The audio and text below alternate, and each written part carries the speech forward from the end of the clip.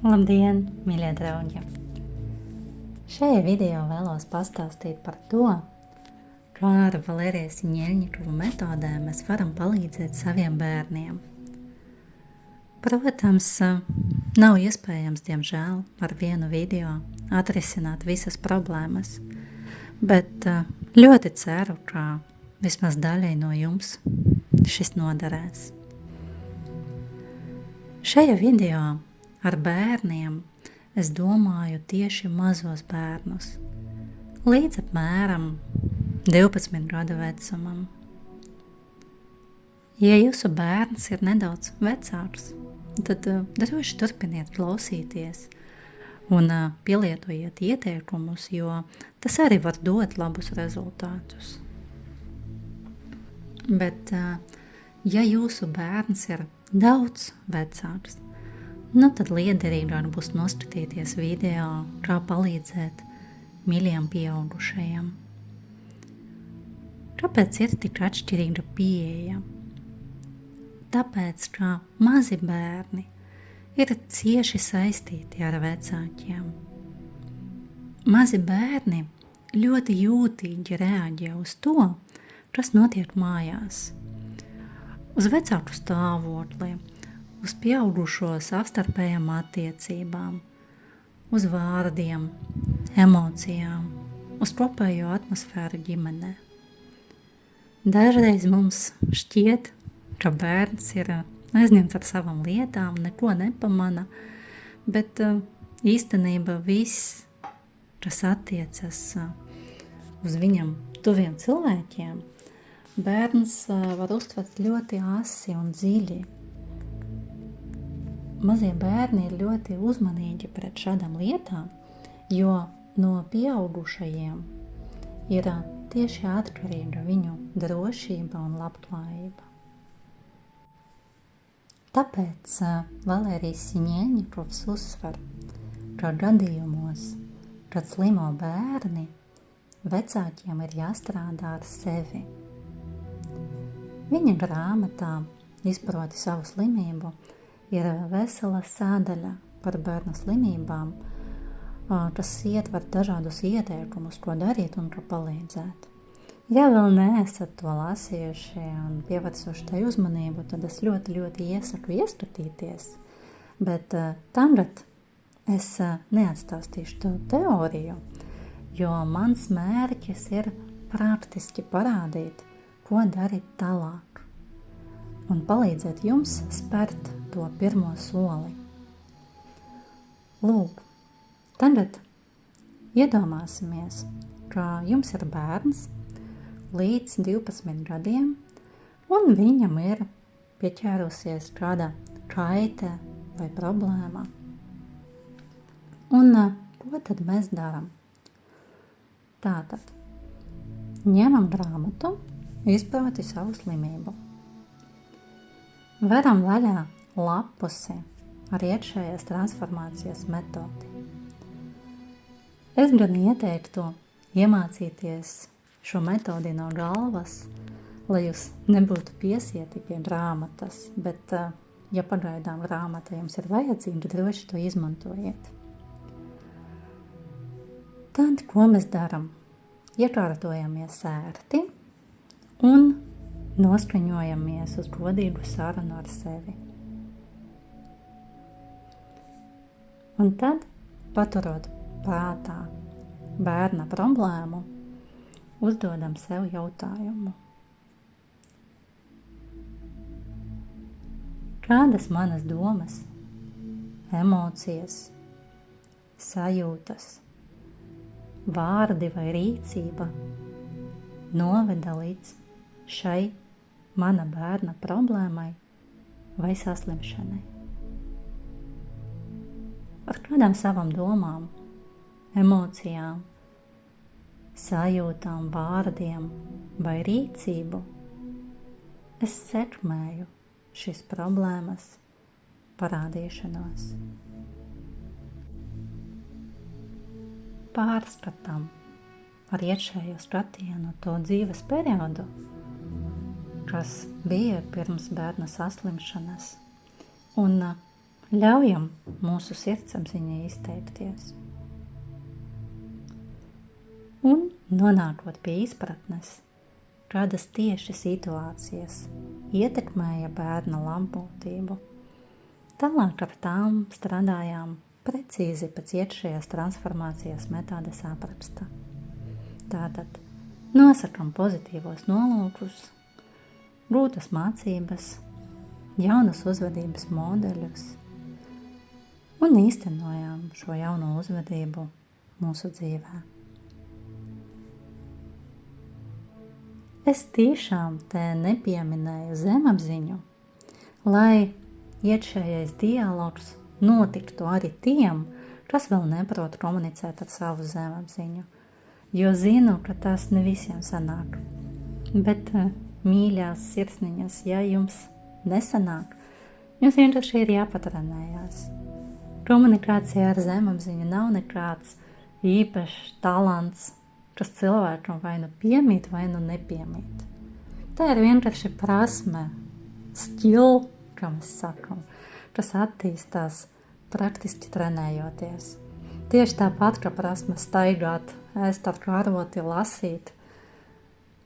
Līdz ar to droši trenējieties un noteikti jums sanāks. Bet, ja gadījumā tomēr pagaidām nekādi nesanāk, tad padodiet ziņu, es palīdzēšu.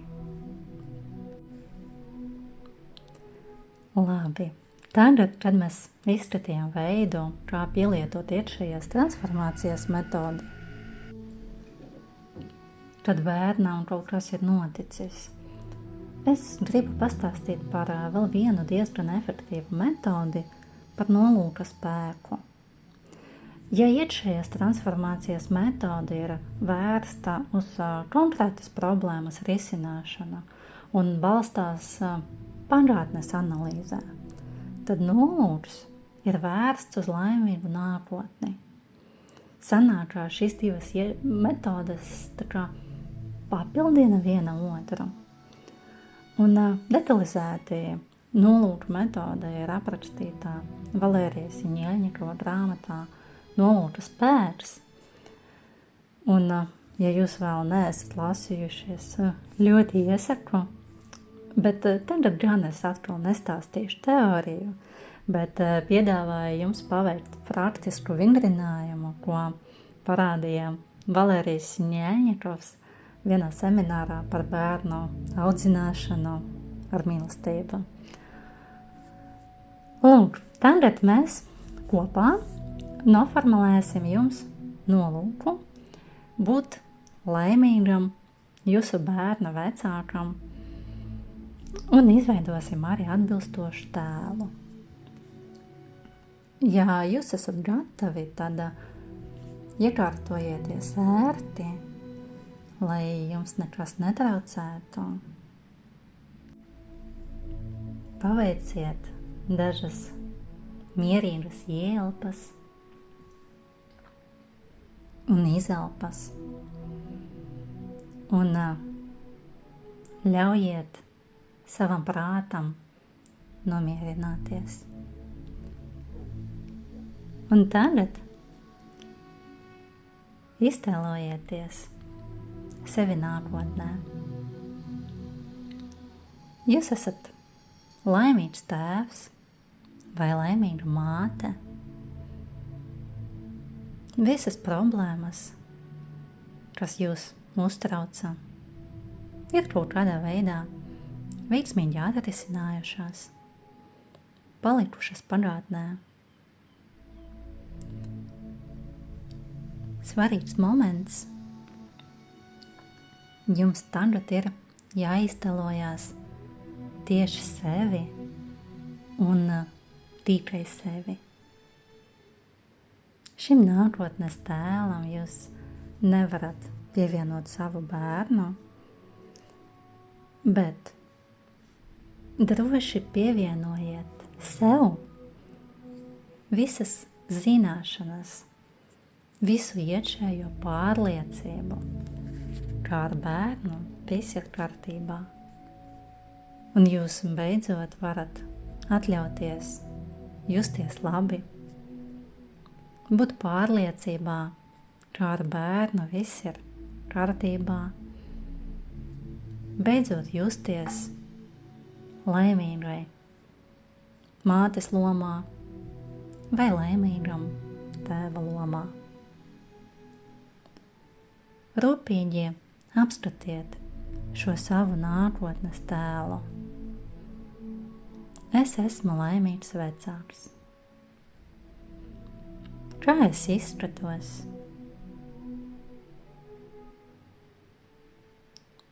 Kā izskatās manas acis?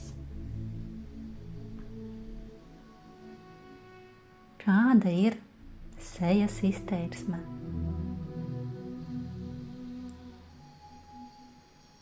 Kā skan mana balss, kad es runāju? Kā es kustos?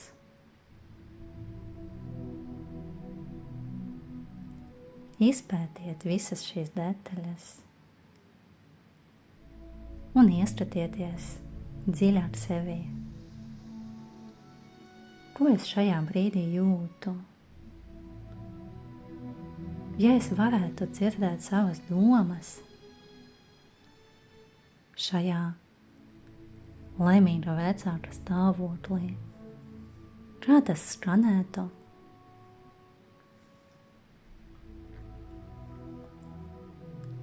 Ielieciet šajā savā tēlā dziļu gandarījuma sajūtu par to, kā esat izpildījuši savu vecāka pienākumu. Jūs esat izaudzinājuši veselus, laimīgus, harmoniskus bērnus, kuri ir pilnībā gatavi patstāvīgai dzīvei, sabiedrības un visas apkārtējās pasaules labā. Viņi ir ieguvuši lielisku izglītību, ir atbildīgi, pauž labākās cilvēciskas īpašības. Viņiem piemīt iekšējais spēks, viņi apzinās cilvēku dzīves mērķus un jēgu, īstenot dzīvē savu dievišķo potenciālu, savu dievišķo dabu. Īstajā laikā viņi izveido stipru saliedētu ģimeni un turpina jūsu dzimtu ar jaukiem, likumīgiem pēcnācējiem. Iztēlojieties to tagad. Padariet šo savu tēlu spilgtu un skaidru. Ieraugiet tajā tieši sevi, savu laimīgu vecāku stāvokli. Ieraudziet to laimīgu cilvēku, kurš ir izdarījis visu iespējamo, lai izpildītu savu vecāku pienākumu. Un tagad šajā jaunajā tēlā jūs izjūtiet dziļu gandarījumu un prieku. Izjūtiet to, kā es esmu laimīgs tēvs vai es esmu laimīga māte. Mani bērni ir veseli un laimīgi. Viņi ir pilnībā gatavi pastāvīgai dzīvei, sabiedrības labā, dzimtenes labā, savas tautas un visas pasaules labā. Viņi ir ieguvuši lielisku izglītību. Mani bērni ir atbildīgi, izpauž labākas cilvēciskas īpašības. Viņiem piemīt iekšējais spēks. Viņi apzinās cilvēku dzīves mērķus un jēgu un īsteno savu dievišķo potenciālu. Īstajā laikā viņi izveido stipru, saliedētu ģimeni un turpina dzimtu ar pēcnācējiem. Izjūtiet to visā krāšņumā. visa spēkā. Tā it kā tas jau ir noticis. Un tagad pajautājiet sev, vai jums patīk šis tēls? Cik ļoti jūs vēlaties būt tieši šāds tēvs vai šāda māte? Cik ļoti jūs vēlaties īstenot šo tēlu dzīvē?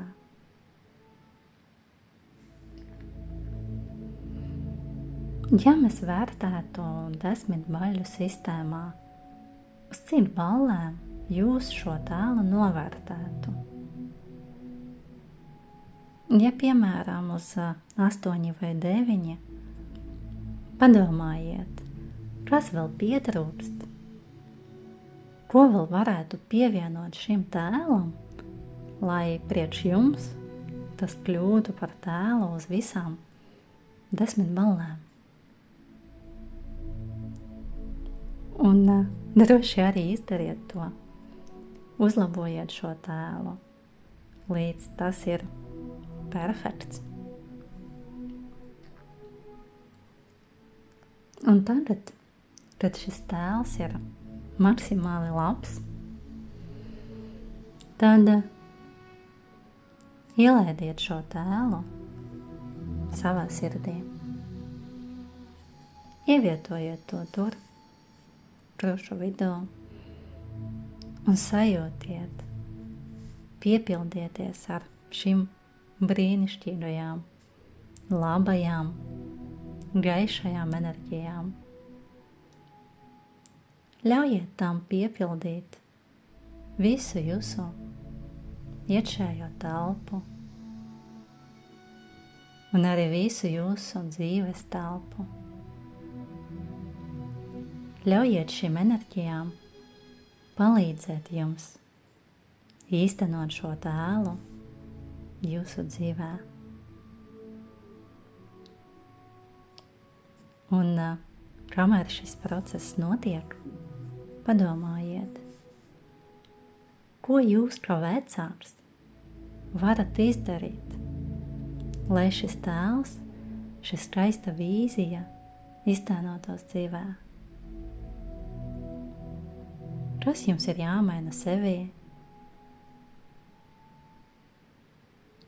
Kā jūs varat palīdzēt savam bērnam atklāt viņa dabu? Pajautājiet arī sev, vai jūs paši esat pilnībā atklājuši savu dabu, izpratuši savus dzīves mērķus?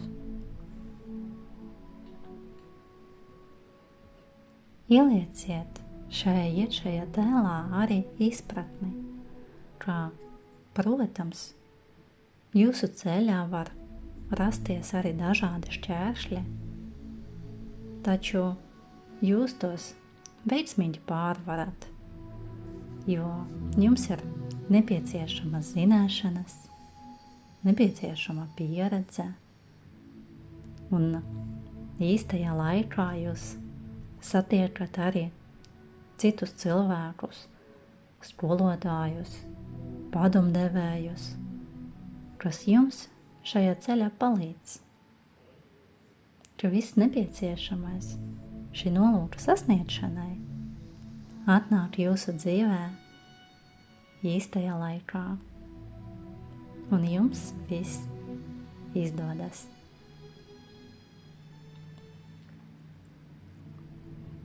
Ja vēlaties, pavadiet vēl kādu laiku šajās domās, šajā stāvoklī. Piefiksējiet visas domas, visas idejas, kas jums atnāca šī vingrinājuma laikā, un ķeraties klāt pie lietas. Novēlu jums, lai jūsu bērni ir laimīgi, un jūs varat no sirds priecāties par šo maternitātes vai paternitātes pieredzi. Lai jums veicas!